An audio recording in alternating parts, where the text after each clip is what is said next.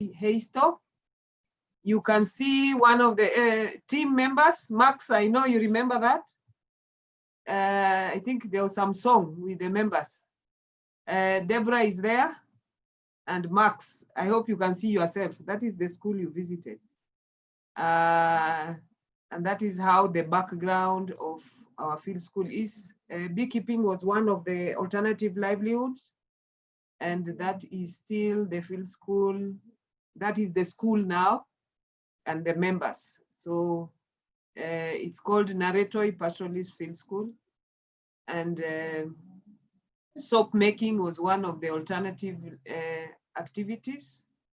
And that is how we had the team.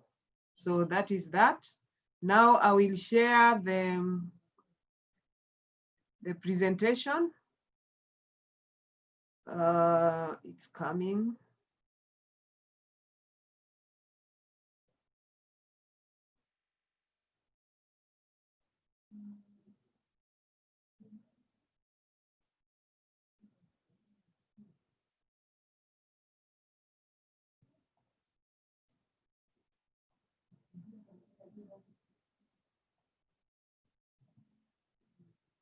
Are you able to see the screen? Hello? Are you able to see the screen? Yes. Yes. Yes. Okay, I coordinate a program called ASDSP. It is an Agricultural Sector Development Support Program. It's a program that is in every county in Kenya, and we carry out activities along the value chain. So every county has at least 3 value chains. In Kajiado, we have milk, tomatoes, and beef. Currently, I do both SDSP. I'm also Director Livestock Production, which is a bit too much and not easy to work with, but under the circumstances, I still do both. So I will share a bit of the experiences we have in running the pastoralist field schools in Kenya, in Kajiado. That is Kenya, for those who are not aware. I was trained in 1998 and implemented the first livestock field schools in Kakamega. And that time we were dealing with indigenous chicken. I'm sure Edwin knows the Ngoho or the Nkoko. I think we ate some chinkuku in along the roadside in Uganda one time. And then now in 2016, implemented the pastoralist field schools on pasture. That is the location of Kajiado. It is in the southern rangelands. It is very vast. It's actually the size of Israel or the size of Rwanda as a country. So we are actually dealing with a country. That is how vast it is. That is how harsh it can be. That is when we were starting.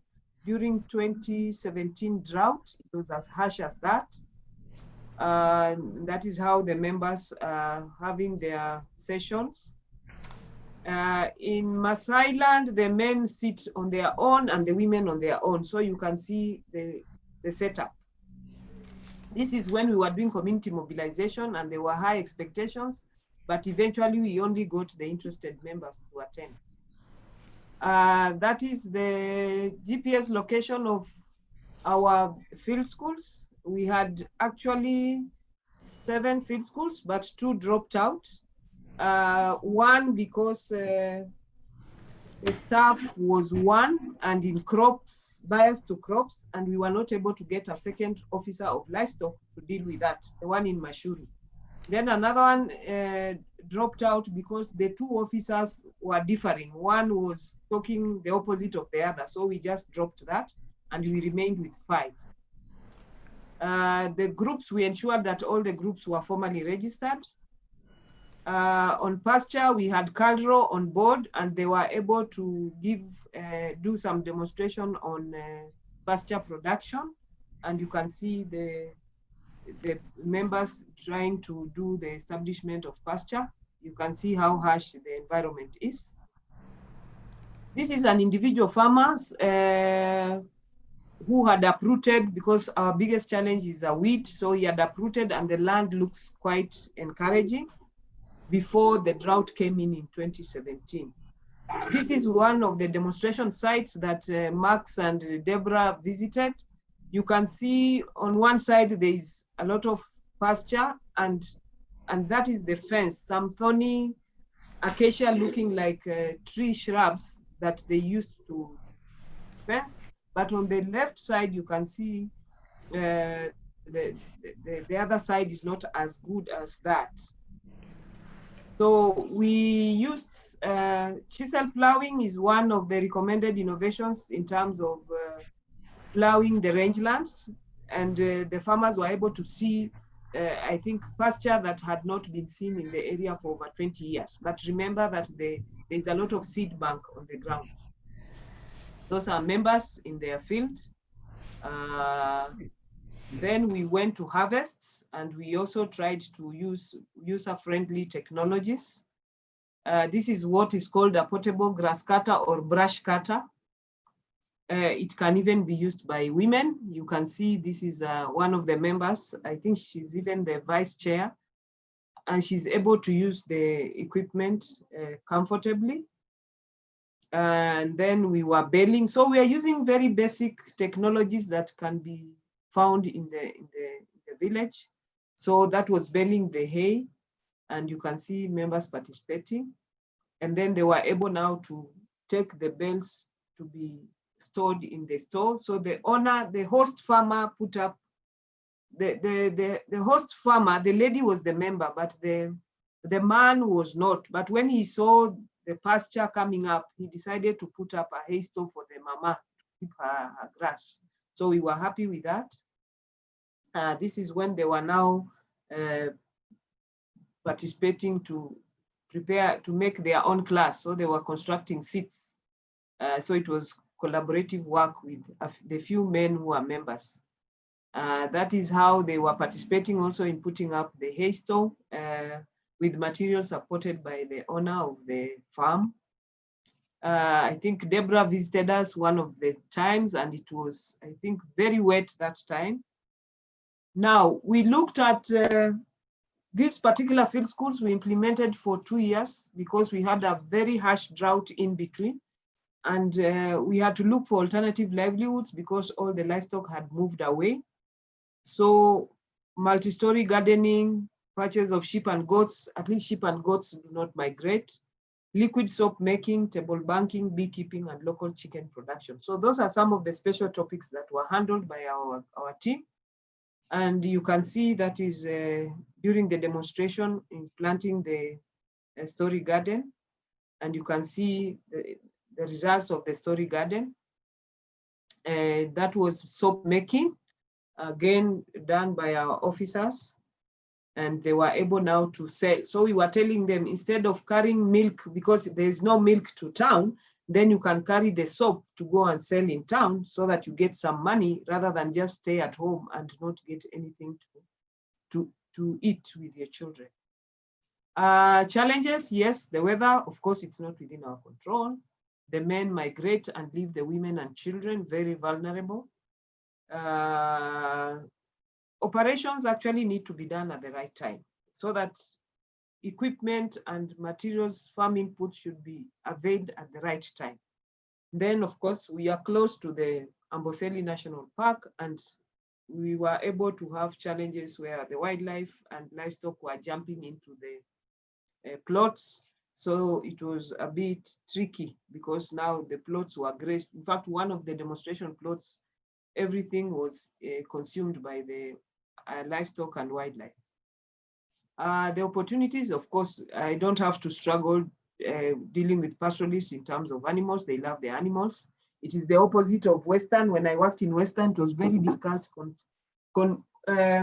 convincing the people in Western to keep animals. There's a lot of cultural issues attached to that.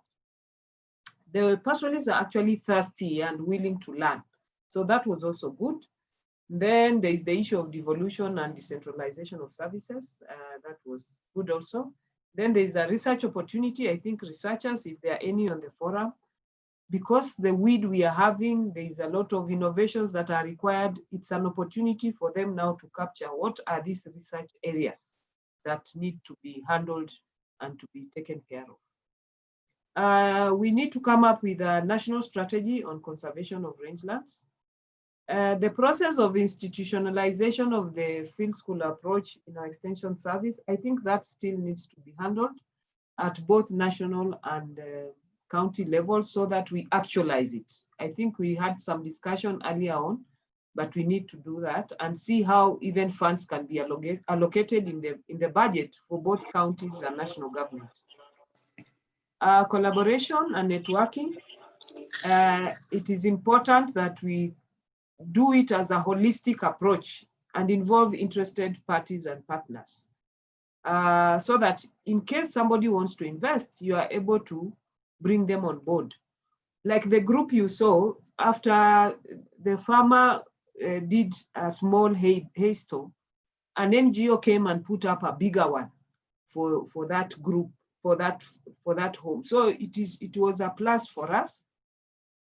And it's easy now. There are groups who cannot do mobilization, but maybe they have some hardware to do, and they would wish to work with already registered and active groups. There is a lot of room for improvement, and this is where we may need to see how best to deal with. We need a master trainer to oversee implementation of field schools and continue capacity building the facilitators. Now, after the 3 weeks or 1 month training of the new facilitators, they need to have somebody to walk with them the journey. Otherwise, they may not necessarily, because there are those hurdles they may find along the way, and they may need somebody to walk the journey with them. So we need a master trainer to specifically oversee the implementation and continue mentoring the new facilitators. Then we need a lot of regular internal and external M&E. That is the only way we can ensure that the right thing is being done. Proper reporting and documentation in terms of photos and videos. I think as government, we need to improve and see how best to do our documentation and publicizing what we do, because most times we leave this to NGOs and we leave it to private sector who do a lot of publicity when they don't do so much on the ground. But government, you do so much on the ground and you don't report, you don't publicize whatever you are doing. I've come across the smart projector. I think, Edwin, you are aware of Access Agriculture. It's through Access Agriculture I met somebody who had a smart projector, and that is a very portable equipment. And I think with technology now, that is the way to go. The smart projector is solar driven and it is very user friendly. You can show videos in the field, you can show any whatever, you can capture whatever you can. So for me, I think that should be one of the requirements for a field school. The grant element is important. We do not have a grant in our case, but we really actually need the grant element. It should be something that we need to work on. The coordination unit at the headquarters should have an inventory and a database of field schools in the country and their status. Now, if I wanted my field school to visit another field school somewhere else with similar or who are maybe more advanced than us, doing better, and would want to visit, take an external visit, I think it would be good to be told that, okay, this is a working and an active field school that you can visit and exchange, because we also encourage farmer to farmer exchange, and that is now when it sinks more than you who is preaching, and they may not really take it. So the exposure visits on best practices and innovations can go together with those other field schools. We need to have more community facilitators trained for sustainability and affordability. In our case, we trained staff only. Unfortunately, my best facilitators have retired, so I am now stranded. If I'm to do any other field schools, we need to train more. We have recruited new officers in Kajiado, and we need to train them afresh. So again, who are we training? What age are they? If they are exiting, is it worth training them? 2, can we also train community facilitators? I'm sure there are people out there who are already doing it. It is more sustainable, it is more affordable, so that they can now have maybe one community facilitator and one maybe staff. That would be good. I've talked about the institutionalization of field schools. the high expectations from the community. When we were doing community mobilization, there was a lot of high expectation, but we told them what is expected from the beginning. We did not give them any promises that we are going to give anything. So we had a lot of them fell off, and we remained with those who are interested. So if you go with the expecting to like lure them to get goodies, I think that's the wrong approach. Just get the right people from the word go, knowing very well that there is nothing you're going to give. We gave our farmers certificates. They were happy to receive. Though, of course, for us, we did not do the right graduation. I believe they were not ripe to get the graduation, but we just closed the schools and were able to give them some certificate to show that they went through the 3 years. Membership for us, yes, it was biased to women. We had maybe 2-3 men in the group of about 20 or 25, and it was because issues of training and capacity building. Pastoralists are not so social in terms of such kind of things. In Western, if you are to form a group, in one day you'll get a group, but for us, it takes time. But it was not a big challenge. The cost of running field schools is very high, especially in ASAL counties. It is very expensive, it is very expansive, and the terrain. So that makes it very, very difficult for us to run more field schools than we wish. The training of facilitators, the number trained versus those implementing.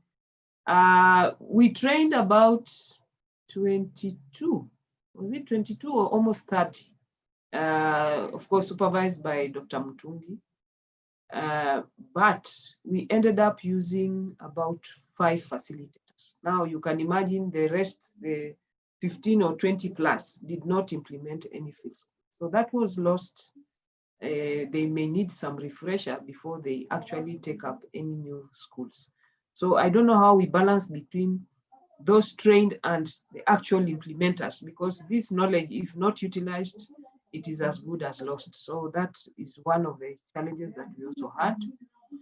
Post-graduation, we need to have a continuity to keep the groups active and to engage in some commercialization of a value chain or diversification of enterprises. They have kept calling us. It's like, where are you? Come back. And you know, that was a project period which ended. But now for sustainability and for also, what do you say, handing over, we need to continue having them being dealt with the normal extension, so that now they continue carrying out other activities, or if possible, do another enterprise. Good, so I'll end it there. We had support from the national government, county government, SDSP, KALRO, and FAO. FAO came in very handy. When we had first done the proposal for this, we only had money for 2 weeks, and I think they also did another almost 2 weeks. I was very lucky that time to communicate with the FAO, and they were able to train the remaining 2 weeks, because I was told for them to be facilitators, they must do 21 days, and we were actually able to achieve that. Thank you very much. And that's all from me. I hope I was audible enough. Back to you, Edwin. Thank you so much, Madam Halima. I'm embarrassed that I'm in Nairobi and my internet connection is not as clear as yours. We need to learn something from Kajiado. Yes. Thank you for the wonderful presentation. I've asked members to put their questions in the chat box. Okay. Unless if Jen is burning up, we really wanted to have a continuity with John Opio is missing. Ooh. Okay, Jen, ask your question while I look for JP. Jen Biashara. Morning, everyone. Morning. Arima, that is fantastic work. Well done. And I love the way you've done it, and the way you've stayed in that office and been able to follow things consistently. Thank you. Just one question. Yes. My question was, the time we used to be with you, there was that project of the water, the dams, Yes. and there was a dam in Meto, there's a dam that were done, and the objective of that was to work also with the pastoralists on Fonda. Could you be having any information if there's any folder that started around that time? Because even the problem with the short project is that they end and you're not able to follow up. But I remember we did a very big dam in Meto that was to be for the animals, and also Fonda. I don't know what is happening. Okay. Yes, I remember we visited one of the areas. There was a water pan that was to be done. I think it was done, but pasture production using the water in the dam, no, that is not. That has not been done. Water specifically in Kajiado is just for most of the asal areas. It is for watering the animals. In So the more agro-based areas, it is for horticultural production. So nothing much in terms of linking the water and pasture for now. I'm happy to know the animals are benefiting. At least that was also the objective. Yes. Thank you. Thank you, Jane. Now you've When are you coming back to Kajiado? You should ask Edwin to facilitate me back there, and then we come up on. Okay. What is happening with the Kajiado Women Dairy on Fonda? Because they had projects for Fonda, also the Kajiado Milk Daily. Yes, Masai Kajiado Women Dairy Cooperative is still active. Yes. And they are still going on. Of course, we've had a better year. This year was much better, but we are now getting into the dry season. But this year, we've not had a lot of problems, and late last year because we had enhanced rains. So I will pass your regards to them. Please, and sorry everybody, we went into like we are in one office with us. Sorry everyone, everyone come on board now. Okay. It's okay. Baha, you can shoot your question while Opio is preparing to share his screen. Thank you very much, Edwin. Thank you very much, Halima, for the wonderful presentation. How have you been, my dear? Fine. Thank you, Baha. Good to hear you. Good to see you. Two questions for you. One, I know SDSP is largely a national program. Yes. I wanted to know whether the choice of using field school as one of the extension models was specific to Kajiado, or it was a floated thing for the entire program. That's one.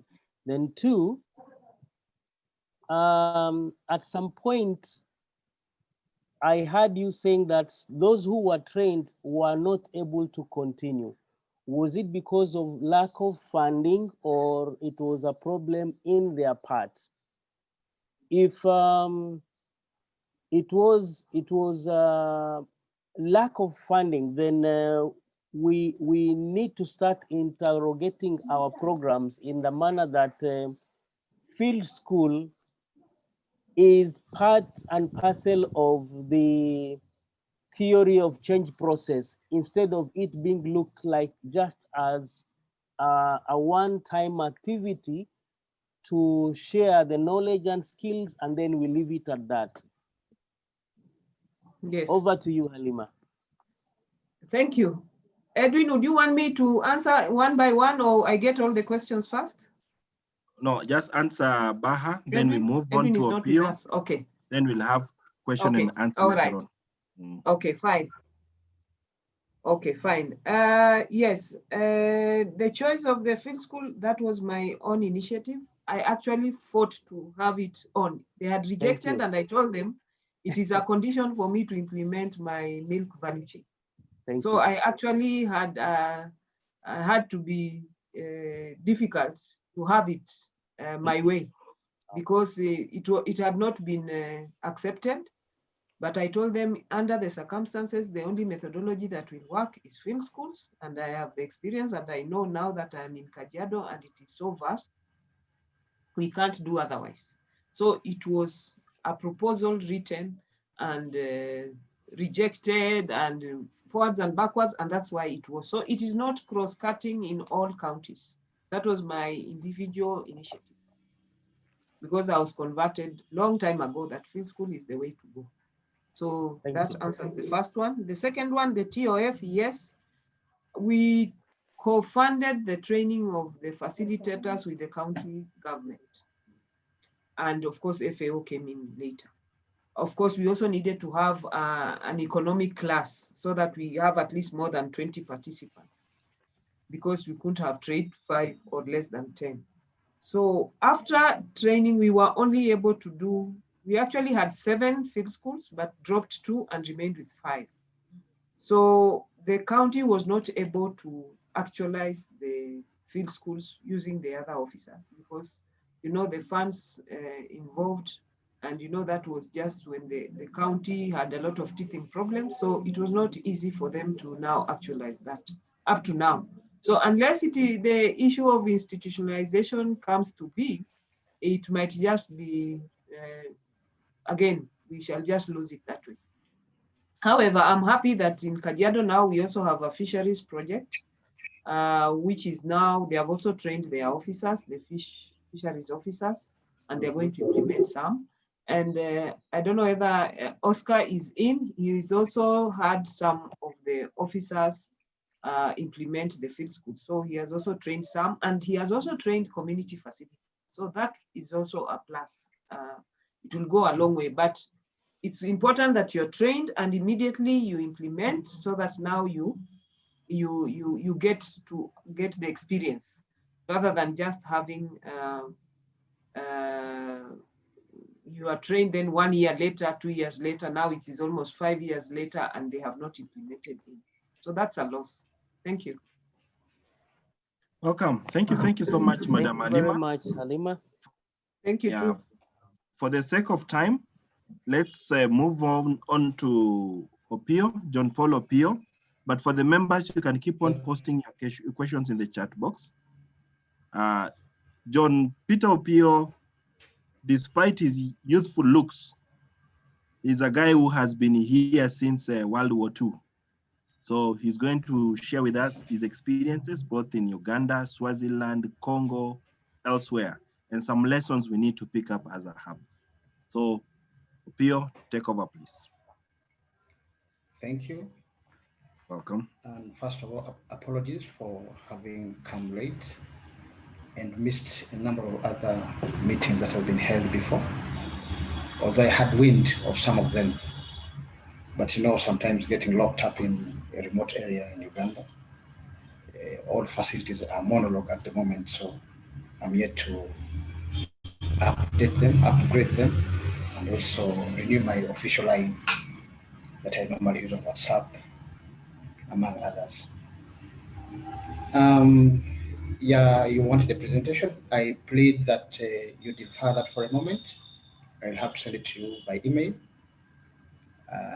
and then you can share with the team at a later time or date. Otherwise, I'm by the names of Opio John Peter. I've been engaged in field schools for over 17 years now, and I'm privileged to have been among the people seeing the evolution of field schools from integrated pest management to today, resilience of communities to hazard risks, including climate change, through natural resource or ecosystem conservation. Now, let me take you a little backwards. For the last 4 years, I've been on-off business, that is professional engagements, but I've also been engaged in a little bit of business, but did not forget that there was something at stake, the field school issues. You'll get surprised as we talk about institutionalizing field schools in countries. For Uganda, for example, at the ministry level, I think something has been done there. Something has been done in academic institutions. I didn't stop at that. I thought of registering an entity, and today I'm proud to announce that a team has registered an entity called Cereal and Pulse Africa. And if you read the preamble, the heart of it all is field schools. And all that was out of lessons learned, I mean, celebrations, rewards, but also frustrations on some things not going well. And I'm happy when I read through the AFAS vision and mission, I saw things there. Transforming livelihoods of agriculturists and agro-pastoralists, or even pastoralists.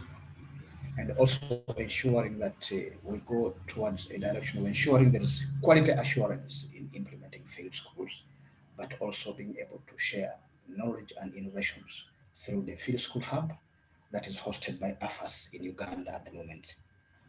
So that's the brief I wish to bring to you first. Now, going backwards, I don't want to talk about what's already documented in a lot of resource books and journals, name it. I just wish to bring to the attention of participants in this meeting that field schools are the way to go. You've all had holistic. It addresses 3 aspects, and all of them are handled at a time, simultaneously. Anything less of that, it's not a field school. It is something else. 1, it looks at people. 2, it looks at livelihoods, the prevailing livelihoods, existing livelihoods, but also alternative where possible. Times have changed. And 3, the environment and all ecosystems. All of you must have done mathematics. I'm sorry if you didn't do mathematics. Sorry. Maybe when I share my presentation, are they called pie charts? Yes. You see that one circle and another one and another one. That Venn diagram. Sorry, Venn diagram. So one of them will represent people, the other one livelihoods, and the third one ecosystem, stroke the environment, for which our operation has to be in between there, in between the 3, for sustainability to happen. Now, for the field schools, that's the strength they have. They do things holistically. Everything is being addressed at a go. Thank God for the team that documented the Farmer Field School guidance document. It was a miracle team. And I think I must have been among the first people to make a hard copy. I printed it in 4 years ago. And I have my copy up now with a lot of patches and dots put in it. Maybe this could have been out. This is good. And then surprisingly, I get a contract telling me, please, Peter, you are supposed to read through this in depth and see what to be added, what to be adjusted here and there, positively, and not negatively, probably some areas to make simple for people to understand. Yes, why I took you back to that field school guidance document, there's that aspect of dimensions under which we should be able to judge field school performance vis-a-vis other extension approaches. We're not saying the other approaches are bad. We may have to engage all of them depending on circumstances. And that's the misconception most people have. Even at policy level, people think field schools are very expensive, but what is expensive? Nobody tells you it's expensive.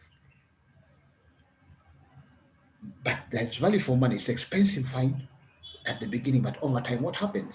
The cost keeps going down and down and down. Yet we're empowering people. We're empowering people to realize what? Issues on social aspect,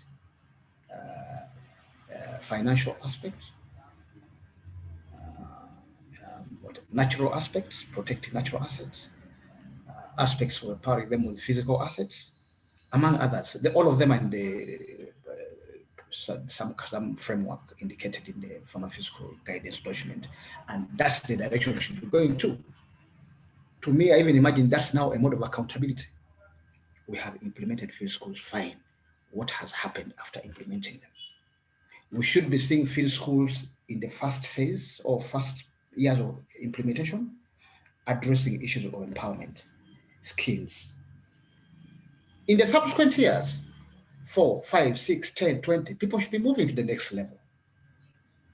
Cooperatives, business, and so on and so forth. It will be sad news to keep investing resources on an entity, for example, an implementing partner. This year, your finance skills development. 5 years down the road, again, skills development. When are they going to get out of that skills development and be able to move, project to another level? That's what we need to see. Maybe that's what to be added into the document. If today you engaged an entity in Kajiado to empower farmers through field schools, the next level of supporting them should not be on field schools again, maybe some bit of that, but other levels, higher levels of operation of field schools. Addressing issues of conservation of ecosystems, through which everything is anchored, as well as cooperating for business. Market leverage, the language used in the guidance document. Just to be brief. And then I'm also happy with the guidance document because it takes us to a number of objectives as to why field schools are implemented. I'm sorry I read because I'm mixed up now. One of them is adapting technologies to situations on the ground. The other one is diversifying livelihoods, but of course, upon strengthening the existing ones. And then holistic development, addressing so many aspects, as I told you in the other Venn diagram. And then upscaling participatory approaches. Field schools inclusive, because you need the other approaches to help you analyze situations, planning, and then the field schools come into play the role they play, as you are all aware. I will not repeat that.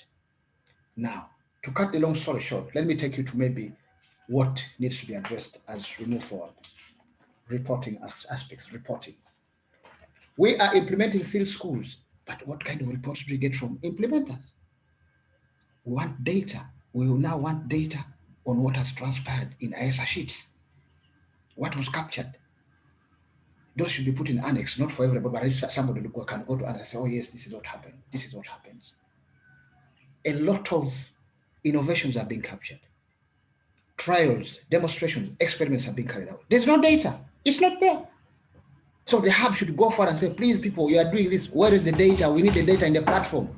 Let people come into the website of the hub to get data on field schools across Africa. What is happening with coffee in Mbari, for example, where I am right now? What is happening in Rwanda? They also produce coffee. I'm sure they also have volcanic soils, among other countries, for example. Then we have cereals. What is happening with beans in other countries, other field schools? We need that data somewhere in the hub, because it's not anywhere. It's not anywhere. When I told you I got frustrated sometimes, you know, you want people to document some of those things for reporting. It's not there. So contracts of facilitators must be anchored to data that they report. The reports they have. You'll not have a contract the next time when you are not reporting on what's happening in field schools. It begins with the facilitator, it goes to the partner. I'm sorry it's painful, I'm stepping on people's toes, but we cannot hide anywhere. We shall not hide anywhere. We have to account. That is the gist of it all. Thank God, or we are lucky that when developing the study program, the curriculum, so many aspects related to sensitivity of enterprises, crops, livestock, name it, to pests, disease, water, among other risks, are captured. And farmers really said, no, this one's highly sensitive. We need to tackle this. Fine. From there, we are able to draw what to try out, what technologies are available with research. Then we again come to another big issue with research. Researchers are not there. They're not involved. We are not engaging researchers in some of these studies. Either they fear or it's expensive to invite them. But I don't think it's expensive, because, you know, field schools, in the event that you're not able to articulate something or address an issue that somebody has capacity in, you invite the person to come and help you. Maybe let's design our experiments like this. Let's capture our data like this. And then it's documented for the public. And that's when now we can win the hearts of politicians with such data. You say, you know, this is what happened. The data is here. So they can't hide. They also can't hide. You see, we talk of field school, but we don't see what they're doing. You talk of field school, we don't see what they're doing. They're doing what other people are doing. I don't see a difference between the field school and the other group which was initiated last year and that kind of stuff. So data. A lot has to be captured. Thank God AFAS is there. We are still there. We are also still there. Those are areas we should be looking at. And then maybe finally, but maybe we shall add more during the next sessions. Prior to, that's now my experience with field schools. Unless you buy in farmers into what you want to address, forget. It's your business, not their business. You must harmonize the expectations from day one. You have gone with an agenda to conserve ecosystems. That's your agenda. Farmers are not bought into it yet. first capture what their needs are, what are their wants in general, then even one-on-one where possible, especially those participating, capture what they really want and what they need, and then see how to smuggle in what your interests are. Ecosystem conservation, maybe increasing productivity of livestock or milk productivity in a given area, maybe control of a given disease, name it. Issues are wide and varying from location to location. That is it. Harmonize expectations with the participants, and then you can have a smooth flow all the way. And when you go back to such people, they don't need you. You have empowered them. Then they come back to the other issues. You see now, when you told us to do this, now we have a lot of coffee. Our problem is now prices. Prices are a problem. You see, that one's easy to address. Yeah, I think with that, I don't want to talk much. This is the first time I'm meeting you.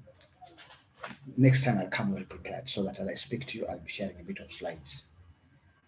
With that, I thank all of you for listening to me, and maybe we'll welcome questions if you're available. But before I hang up, I would wish to thank Edwin and Max and maybe other I don't know for fishing me out. I was down there, but not sleeping.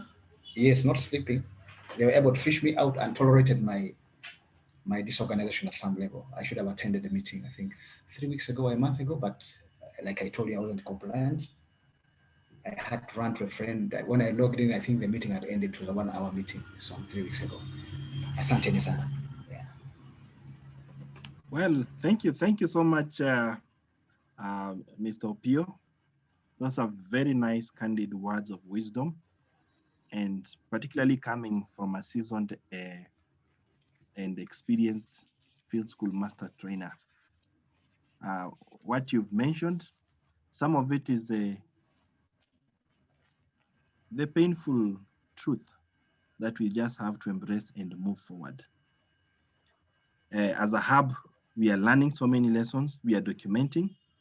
The challenge has been on data. The challenge has been on data. It is not how can we motivate our facilitators, the lead farmers, and even individual field school members to collect data on field schools. That is the greatest challenge we are having at the moment. I don't know whether you have any successful experiences that you could highlight on where this data, data should be voluntary and it should not be pegged on some incentives that if you give me this, I give you that. Do you have anything that you will share? Yes. I think I did notify you. I was involved in implementing field schools to adapt communities of Lesotho to impacts of climate change. And, unfortunately, the design there was a little different. I wasn't there full time. I would only go for 2 weeks and come back for a month, two, then go back again. 2 weeks, come back. That was the design then. And of course, there also issues of resource constraint. However, I kept online to discuss with my colleagues down there, friends, on email on what they should do. I kept pushing them to do this. Somehow it worked. It kept them on their toes. We developed a reporting format, which compels facilitators to document what they carried out in a field school. Don't leave it hanging in a field school. No. As you leave the field school, make sure you have that format to collect that data. And I think that one now came when I got a little frustrated about data coming out from the field. I said, no, how we move this forward? Then we came up with an idea to develop a reporting template that compels facilitators to capture relevant information from eyes and processes. And of course, we stopped at that. I don't want to talk too much beyond that. Maybe we can pick up from that format and move forward.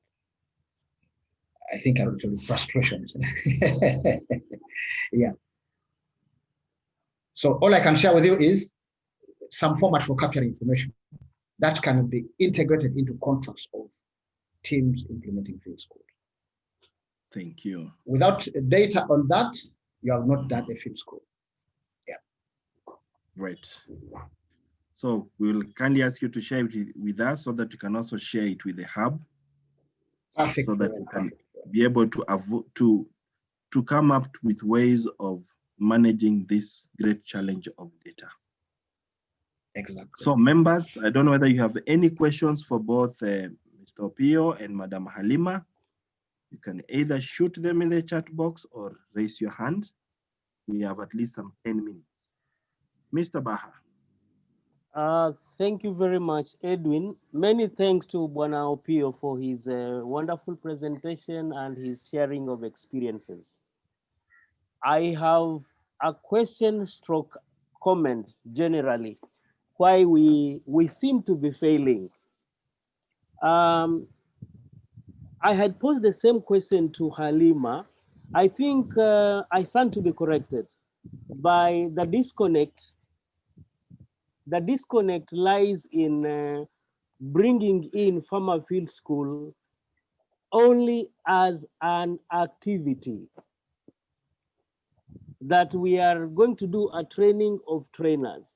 Once that is done, people tend to forget. I still insist, and I stand to be corrected, that until the day we have the field school being part and parcel of the entire program, especially in terms of its place in the manner of the theory of change. How is the field school contributing? So that as we develop M and E tools, then this is fully embedded. From where I sit and from the experience that I've had from Mr. Opio, I think as facilitators, we do our part. The program level, when you're doing the training, you will come up with those templates. But that is going to end at the time and period of training. Once you leave out, you will not be followed again to continue with backstopping and mentoring. That is the other mistake. And then secondly, the program unit team leaders tend to forget those templates. Okay, so I think I really share and feel with Banopio in terms of his experiences. That's really what is happening. I think the East African hub has an opportunity to put its feet firmly on the ground. Anybody coming up a program, be it at country level or be it at institutional level, we must have FFS fully embedded in the program from day zero to the last day of the program. Over to you. Thank you. Thank you so much, Mr. Baha. Don't know whether the two presenters could respond also to that, Madam Halima and Opio. Yeah, I want to go straight to the theory of change. You are all aware the problem tree is one of the very, very important participatory tools used to explore the root cause of a given concern in a community. Of course, remember, by the time you come to that concern, you must have prioritized what are the issues within the point. Then say, oh, for us, it's this one here, it's this one. Begin from there. Who will be telling you the root causes of that concern? It is the farmers. Who will be telling you the effects? It will be the farmers. If there is a concern, where do we want to go? Farmers will tell you where they want to go. And remember, the theory of change is about just overturning the problem. I mean, the problem effect through into the desired situation, upon which activities are now generated together with the farmers. That's why the PM&E framework comes from. We don't have to go too much into that. So once that is done with the farmers, I mean, where can we go wrong? Because farmers will develop a plan to ensure most of the issues raised in that process are addressed over time, with the clear roles of every other person to be engaged. for which, of course, we should not omit some people. That's why we go wrong. We develop that, but we omit some key players, some partners within the locality, traditional leaders, political leaders, name it. That process there propels us further and further. Of course, not only that, among others. Of course, we cannot only stick to the theory of change. There are so many other tools to be used to capture a lot of other information. A field school is only a process, the vehicle to be driven from destination 1 to destination 2. You cannot delete it. It needs all the other tools. For me, it's the vehicle. Others are passengers, the wheels, the spare parts, the windscreen, and name it. So I agree with my brother Baha. He's right. We have to focus on the theory of change. That even gives us every other areas to keep monitoring and evaluating, participate with the farmers and all other players to come to the solution. Thank you. Thank you. I'm happy that what Baha has raised, I think I addressed some of them in my presentation. The challenge we are having is we target projects to implement field schools. We have not embraced it as an approach that we need to carry out in our everyday extension. So that is one of the challenges. So the end of the project is the end of the field school, and that is wrong. The end of the project should be the beginning of the continuation of the processes, because it's a process, not an event. I'm also happy that what Peter has said, John Peter has said, why don't we have post-graduation, like for our case now, the ecosystem or rangeland rehabilitation as a continuation of where we started from. That is the way things should be done. So it should not be a project in itself. It should be beyond a project. So I think that is a challenge we need to discuss and see what is the best way forward. Of course, post-graduation requires resources, but how can that be handled as you are exiting, as you're planning, so that it's part and parcel of the plan? Secondly, how do you bring in the holistic nature? Fine, we dealt with pasture, but now the same group can come and do maybe agroforestry in the next phase, or horticulture, or beekeeping, or health, or range rehabilitation, or whatever it is that they think is the next problem that they are having, so that they handle that as still a field school, in a field school way. So that is another way we could look at in terms of continuation and empowering, because at the end of the day, the individuals come out very strong after the field schools, because they now have, they feel empowered, they feel they can talk in front of others, they feel like, and most of them have become leaders, even now provoking formation of other groups and so on. And you know that some of them have even become notable leaders just because they participated in these fields.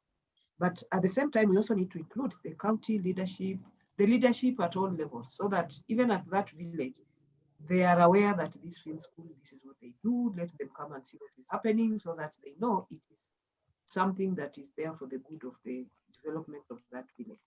So yes, it is important. So we need to see how best do we include this in our planning for any field school activities. And of course, Baha has also emphasized the need for embedding the issue of backstopping and supervision and M&D. It is very important. Without that, we will just be carrying out projects, and of course, projects have a life. It start and finish, then we say it was successful. Then when you go for impact assessment, you find that the groups collapsed. They died because it was just pegged to the groups. Then, of course, I'm also happy that Peter has talked about the issue of reporting. I think we'll be happy to see what he shares later. Thank you very much.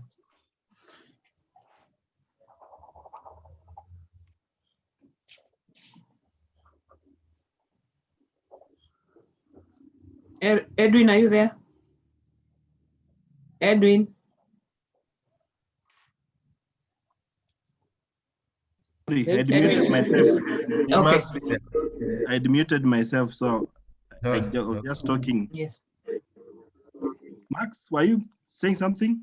No. I was just responding that you're there. But all in all, I think the discussion is important, and it also brings the key issue of institutionalization. Of course, the projects we can't say they are bad, because that is the. In fact, even big organizations, some people say we don't need this project, but when you have almost nothing, you really die for a project, at least to keep you moving. Yeah, at least to keep you moving. So projects are important, but also it depends on how we contextualize the projects and how we prepare the community. Because some projects have been very good that even when you have a small project, people continue the cohesion.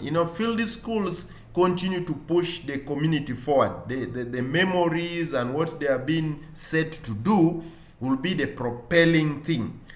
Sometimes the value add of what we do in the field school is what makes people to be cohesively brought together, but sustain themselves. Even my also experience is that sometimes you start with a group, but some of the members fall off, but others who have no idea even of the field school come very, very strongly. I know that when I did the field schools on sweet potato in eastern Uganda, Kenya, and Tanzania, I noticed that when we introduced the vine multiplication, some people who had a business mind joined the schools, and actually they had not gone through the season-long learning, but immediately integrated themselves and learned what was taking place, and they started making a lot of money. So you can see the dynamics that happen in the way we approach things.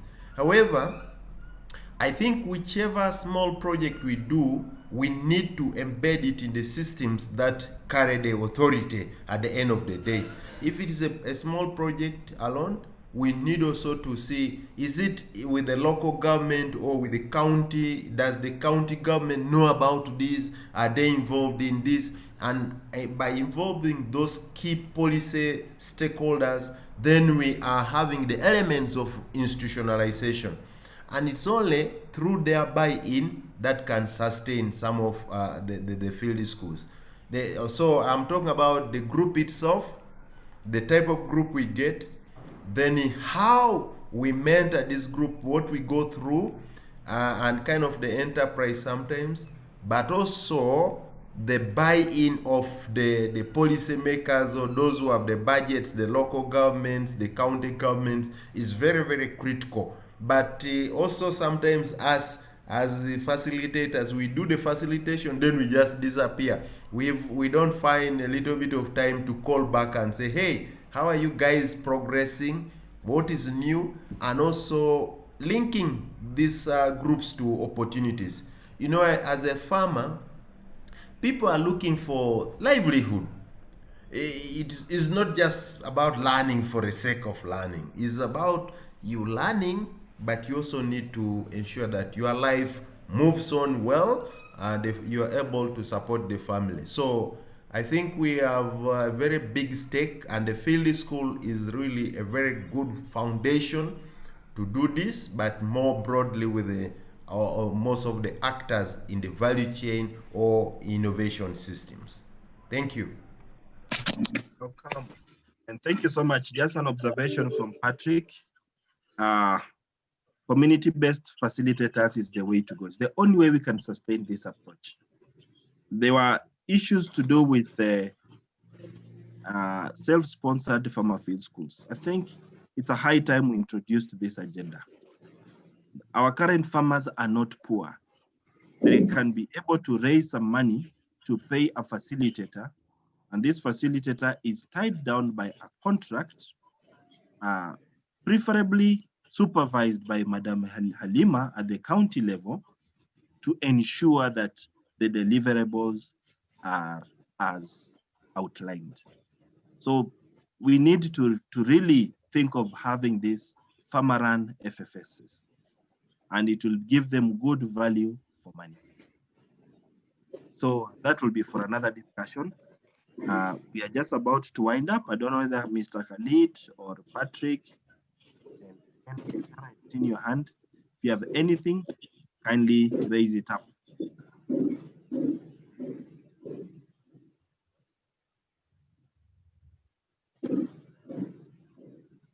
Jen Biashara, I'd seen your hand up. Okay. Yes, I had raised my hand up and put it down, but I was touched by what Peter Pio said about the progression of the FFS for them to really see the economic value of their time that they spent in the training. Every member of FSS goes there because they are seeing the business value of either they will sell their product or they can be able to buy new knowledge, to get new knowledge from there. And you can see what we need to see is that if we build the data, as we are saying, yes, we are weak on data. If we build the data, the next level we need to do is to have hubs for excelling FSS, so that these hubs will form like cooperatives. For example, if I look at the case of Halima on the Fonda, I know in Nakuru, in the Rift Valley, we have Rift Valley Hill Growers Association. For them, their production cycles are different from the production cycles of Kajiando. And they can form a link. If we have joined together through this FSS, they can form a link where the one becomes the supplier for the other one, or a learning lesson for the other. By that way, we will increase even the interest of the members to remain in the FSS. This is what I've learned on the many years that I've practiced, growing the small groups into hubs of businesses into cooperatives. Thank you. Thank you so much, Madam Biashara. So members, I guess time now. Just want to thank you so much for your participation, the candid discussions. They are really building us as the hub. And at the end of it all, we are looking forward to a re-energized hub that is responsive to the needs of the field schools within the region. So all this is basically meant to build as well. So I don't have much to say. Apologies for starting late because of the link. We are going to rectify that one. And then next time, we hope all will start on time and finish on time. Apologies for going beyond the stipulated time. So Max, you can give us one word of wisdom and then we call it a day. Thank you, Edwin. The world is not changed by masses only, but it's changed by few people start being together. And this is the group. And I always consistently say we are there and we shall make sure that we do our best and make a very important contribution. Very delighted that Halima and JP were able to share that very wonderful experience, and not forgetting always Daniel for challenging our brains to move forward, and all of us. So thank you so very much. I see the very active participation of the master trainers. We need to bring more people on board. But even if the group is as this for now, never give up, because there's a lot that we have. What is important is that this information we get, we need to spread to others. We need to send it to, we need to tweet. We need to call upon the world to attention again of the field school. And indeed, we have a lot to support our smallholder farmers in transforming their lives. Thank you so much and have a blessed day. Let's keep networked as we move forward. Let's put our cameras on for our last screenshot. And welcome on board Alice Njeri and Madam Ruheni. Jennifer today was too quiet. I don't know why. But we will find out later. The network was disturbing. The network. We are waiting for Halima and Brenda to put on their faces. Madam Jerry, put on your camera. Khalid. Putting it on.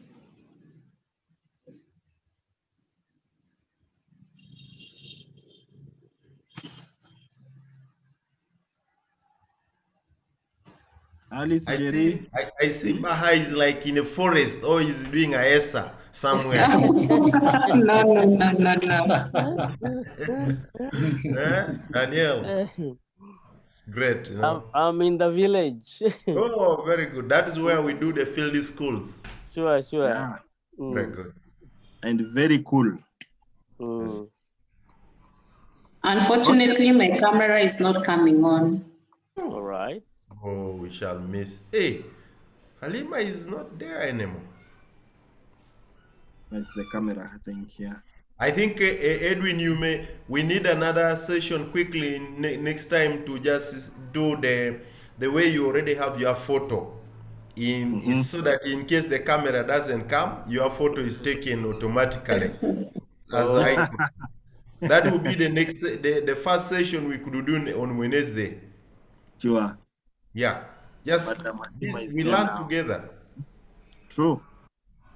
We good? Okay. So at the count of 3, I want to see your best smiles.